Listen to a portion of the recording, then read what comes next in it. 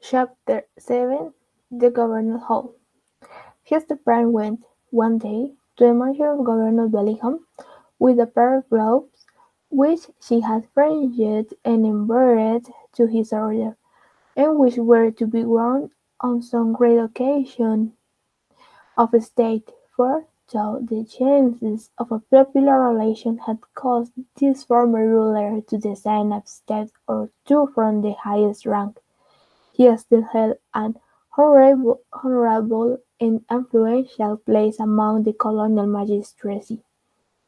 Another and far more important reason than the delivery of a pair of embroidered gloves impelled Hester, at this time, to seek an interview with a personage of so much power and authority in the affairs of the settlement. It had reached her ears that there was a design on the part of some of the leading inhabitants, eh, cherishing the more rigid order of principles in religion and government, to deprive her of her child, on the supposition that Pearl, as already hinted, was of Daemon origin. These good people not unreasonably argued that a Christian interest in the mother's soul required them to remove such a stumbling block from her path. If the child, on the other hand, were really capable of moral and religious growth, and possessed the elements of the ultimate salvation, then surely it would enjoy all the fairer prospect of these advantages by being transferred to wiser and better guardianship than Hester Prynne. Among those who promoted the design, Governor Bellingham was said to be one of the most busy. It may appear singular, and indeed not a little ludicrous, that an affair of this kind, which in later days would have been referred to no higher jurisdiction than that of the settlement of the town, should then have been a question publicly discussed, and on which statesmen of eminence took sides. At that epoch of pristine simplicity, however, matters of even slighter public interest and of far less intrinsic weight than the whole welfare of Hester and her child were strongly mixed up with the deliberation of legislators and acts of state. The period was hardly, if at all, earlier than that of our story, when a dispute concerning the right of property in a pig not only caused a fierce and bitter contest in the legislative body of the colony, but resulted in an important modification of the framework itself of the legislature. Full of concern, therefore, but so conscious of her own right, that it seemed scarcely an unequal match between the public on the one side and a lonely woman backed by the sympathies of nature on the other. Hester Prynne set forth from her solitary cottage. Little Pearl, of course, was her companion. She was now of an age to run lightly along by her mother's side, and constantly in motion from morn till sunset, could have accomplished a much longer journey than that before her. Often, nevertheless, more from caprice than necessity, she demanded to be taken up in arms, but was soon and imperious to be set down again, and frisked onward before Hester on the grassy pathway, with many a harmless trip and trouble. We have spoken of Pearl's rich and luxuriant beauty, a beauty that shone with deep and vivid tints, a bright complexion, eye possessing intensity but of depth and glow, and hair already of deep, glossy brown, and which in after years would be nearly a skin to black. There was fire in her and true to her, she seemed the unprecedented offshoot of a passionate moment. Her mother, in contriving the child's garb, had allowed the gorgeous tendencies of her imagination their full play, arraying her in crimson velvet tunic of a peculiar cut, abundantly embroidered with fantasies and flourishes of gold thread. So much strength of coloring which must have given a man empallid aspect to cheeks of a fainter bloom, was admirably adapted to Pearl's beauty, and made her the very brightest little jet of flame that ever danced upon the earth. But it was the remarkable attribute of this garb, and indeed of the child's whole appearance, that it irresistibly and inevitably reminded the beholder of the token which Hester Prynne was doomed to wear upon her bosom. It was the scarlet letter in another form, the scarlet letter embodied with life. The mother herself, as if the red innumerable words of deeply scourging to her brain, that all her conception assumed its form, had carefully wrought out the similitude, lavishing many hours of morbid ingenuity to create an analogy between the object of her affection and the emblem of her guilt and torture. But in truth, Pearl was the one as well as the other, and only in consequence of that identity had Hester contrived so perfectly to represent the Scarlet Lady in her appearance. As the two wayfarers came wearing the precincts of the town, the children of the Puritans looked up from their play, or what passed for play with those sombre little urchins, and spake readily one to another. Behold, verily, there is the woman of the scarlet letter, and of a truth, moreover, there is the likeness of the scarlet letter running alone by her side. Come, therefore, and let us fly and mud at them. But Pearl, who was a dauntless child, after frowning, stamped her foot, and shaking her little hand with a variety of threatening gestures, suddenly made a rush at the knot of her enemies, and put them all to flight.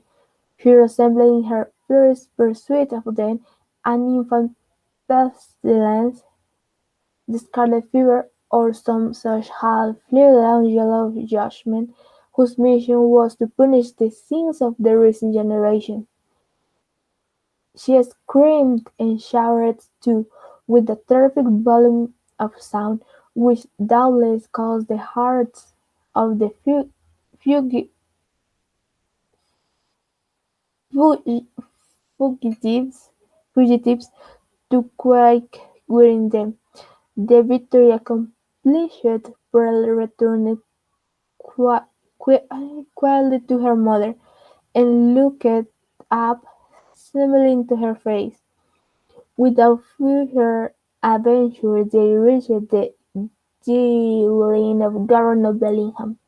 This was a large wooden house, built in a faction of which there are specimens still standing in the streets of our elder towns, now moss grown, crumbling to decay and melancholy at heart, with the many sorrowful or joyful occurrences, remembered or forgotten, that have happened and passed away within their dusky chambers.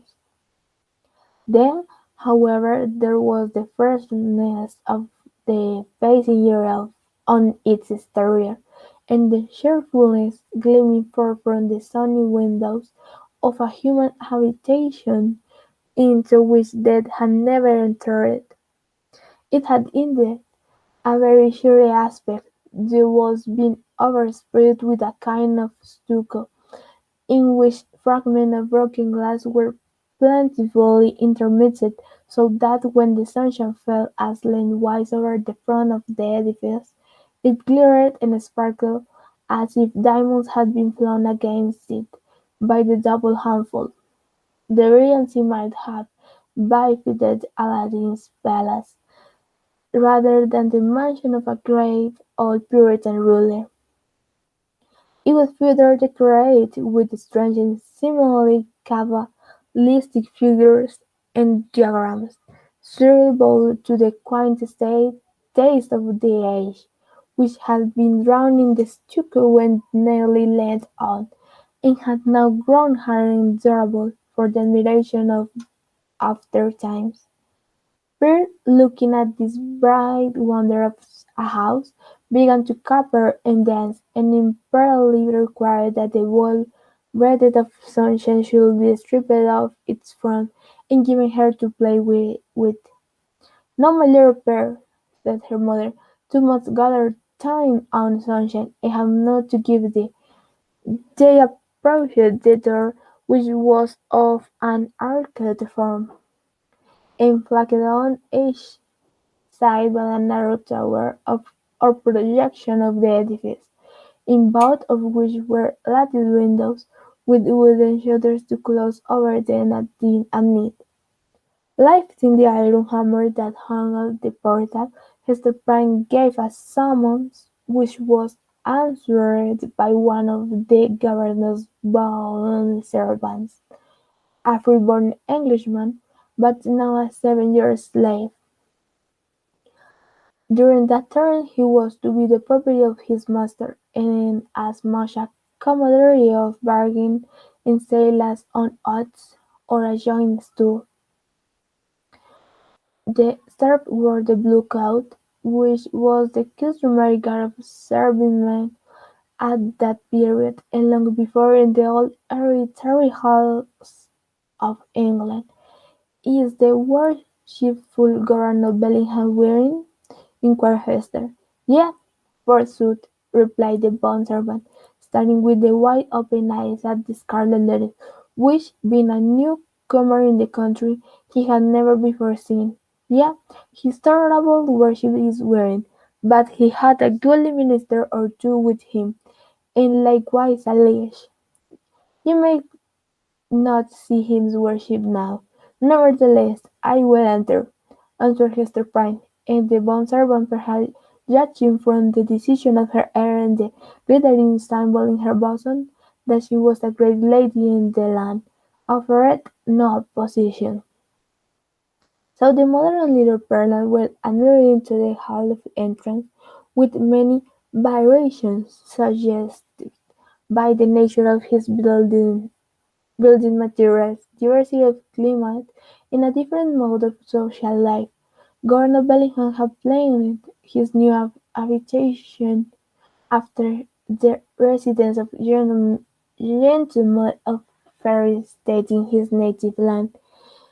Here, then, was a wide and reasonably lovely hall, extending through the whole depth of the house, and forming a medium of general communication more or less directly with all the other apartments. At one extremity this spacious room was lighted by the windows of the two towers, which formed a small recess on either side of the portal. At the other end, though partly muffled by a curtain, it was more powerfully illuminated by one of those embowered hall windows which we read of in old books, and which was provided with a deep and cushioned seat.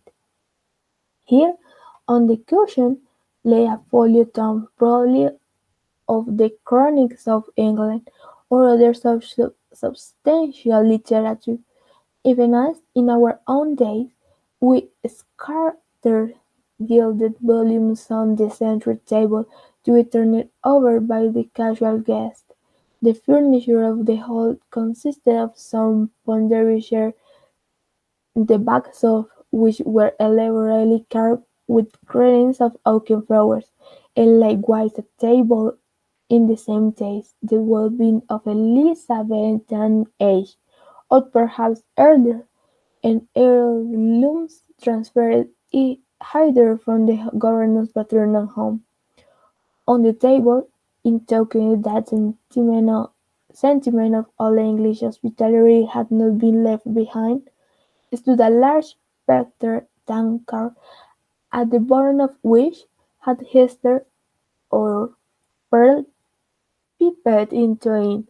They might have seen the frothy remnant of a recent draught of ale. On the wall hung a run of portraits representing the forefathers of the Bellingham lineage, some with armour on their breasts, and others with stale ruff and rows of peace, all were characterized by the sternness and severity which all portraits so invariably pour on, as if they were the ghosts rather than the pictures of departed worthies, and were gazing with harsh and intolerant criticism at the pursuit and enjoyment of living men. At about the centre of the oaken panels that lined the hall was suspended a suit of mail, not, like the pictures, an ancestral relic, but of the most modern date, for it had been manufactured by a skilful armourer in London, the same year in which Governor Bellingham came over to New England. There was a steel head-piece, a cuirass, a gorget, and greaves, with a pair of gauntlets and a sword hanging beneath, all, and especially the helmet and breastplate, so highly burnished as to glow with white radiance, and scatter an illumination everywhere about upon the floor.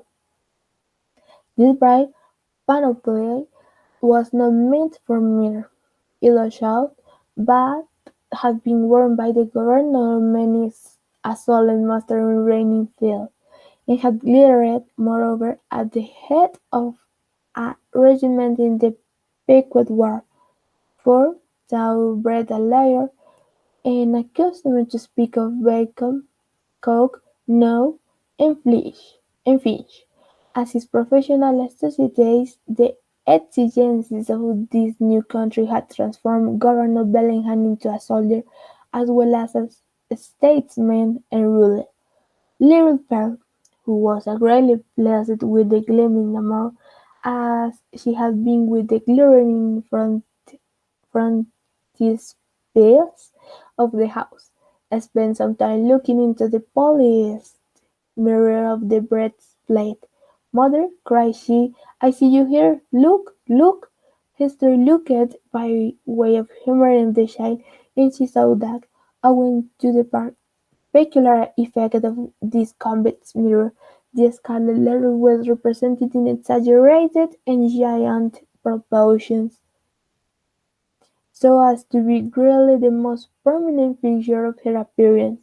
In truth, she seemed absolutely hidden behind it. Bert pointed upward also at a similar picture in the headpiece, smile, smiling at her mother with the elfish intelligence that was so familiar an expression on her small physiognomy. That look of narrow merriment was likewise reflected into the mirror, with so much breadth and intensity of effect, that it made Hester Prynne feel as if it could not be the image of her own child, but of an imp who was seeking to mould itself into pure shape. "Come along, Pearl," said she, drawing her away. "Come and look into this fair garden. It may be we shall see flowers there, more beautiful ones than we find in the woods." Pearl accordingly ran to the bow window at the far end of the hall, and looked along the vista of a garden walk, carpeted with closely shaved grass, embroidered with some rude and immature attempt at chivalry, but the proprietor appeared ready to have relinquished as hopeless the effort to perpetuate on this side of the Atlantic, in her soul, and amid the close struggle of subsistence. The native English taste for ornamental gardening. Cabbage grew in plain sight, and a pumpkin vine, rooted at some distance, had run across the intervening space, and deposited one of these giant privates directly beneath the hall window, as if to warn the governor that this great lump of vegetable gold was as rich an ornament as New England earth would offer him. There were a few rose bushes, however, and a number of apple trees, probably the descendant of those planted by the Reverend Mr. Blackstone, the first Cyril of the peninsula, that half mythological personage who writes through our early annals, seated on the back of a bull. Pearl, seeing the rose bushes, began to cry for a red rose, and would not be pacified. "Hush, child, hush!" said her mother earnestly. "Do not cry, dear little Pearl. I hear voices in the garden. The governor is coming, and gentlemen along with him." In fact, down the vista of the garden avenue, a number of persons were seen approaching towards the house. Pearl, in utter scorn of her mother's attempt to quiet her, gave a eldritch scream, and then became silent, not from any notion of obedience, but because the quick and mobile curiosity of her disposition was excited by the appearance of this new personage.